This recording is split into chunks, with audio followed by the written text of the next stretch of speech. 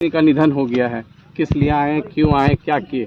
जी, उनको मिट्टी देने के लिए आए थे और साथ ही शोकाकुल परिवार को ढाढ़स देने आए थे और बाकायदा मंत्री जी से मिले, उनसे यही संदेश दिया मैंने कि परिवर्तन संसार का नियम है और एक ना एक दिन सबको उसके हवाले अपने आप को करना पड़ता है जिसने हमें दुनिया में भेजा है। तो समय हो चला था, अपने आप को ढाढ़स दे दीजिए, हौसला रखिए और आप पूरा झारखंड आपका परिवार है, उस परिवार की उन्नति कैसे हो, उस परिवार के लोग खुशहाल कैसे हों, इस रास्ते को आप तैयार कीजिए। अम्मी जान जहाँ भी रहेंगी वहाँ से आपके लिए दुआ देने का कार्य करेंगे। जयराम जी, ये बताइए कि आप एक नौजवान लीडर हैं, आज आपको युवा बहुत मान रहा है, आगे की राजनीति और रणनीति क्या है?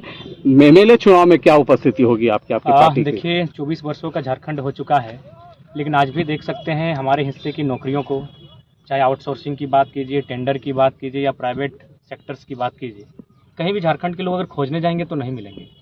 चाहे वो किसी वर्ग किसी कौम का रहे, अगर झारखंड के लोग अब खोजने जाएंगे तो वो हैदराबाद की टावर लाइन में मिलेंगे, केरल की मच्छी फैक्ट्री में मिलेंगे, सूरत की कपड़ा फैक्ट्री में मिलेंगे, तो कोई सऊदी, तो मलेशिया, तो ट्यूनीशिया, तो दुबई में मिलते हैं।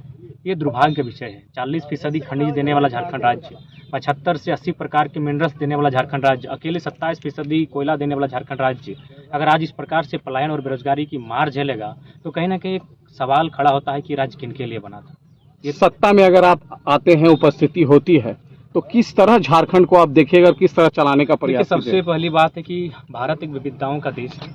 भारत का संविधान भी साफ साफ कहता है और पहले अक्षर में ही भारत का जो पहला आर्टिकल है उसी में साफ साफ है कि भारत राज्यों का देश होगा, यानी बिना राज्यों के अब इस देश की कल्पना करेंगे तो बेईमानी होगी।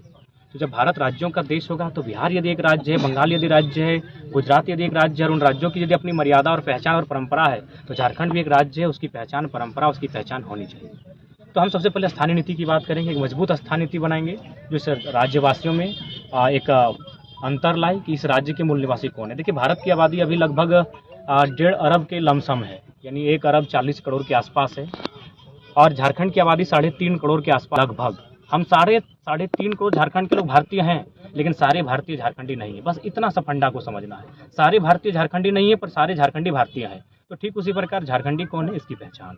एक स्टूडेंट से राजनीतिक सफर, क्या कष्ट लग रहा है कि कहाँ तक पहुँचने में दिक्कत तो अभी भी है। कल 3 बोतल पानी चढ़ाने का काम किए, सुबह से सीने में दर्द, वोमिटिंग इत्यादि कई समस्याओं का सामना किए और आज फिर आज तो आराम ही कर रहे थे, लेकिन पता चला कि मंत्री जी की माँ का देहांत हुआ है। तो बोला नहीं, चलिए, विचारधाराएं भिन्न हो सकती हैं, राजनीतिक रास्ते अलग हो सकते हैं, लेकिन वहाँ का रास्ता सबका एक है।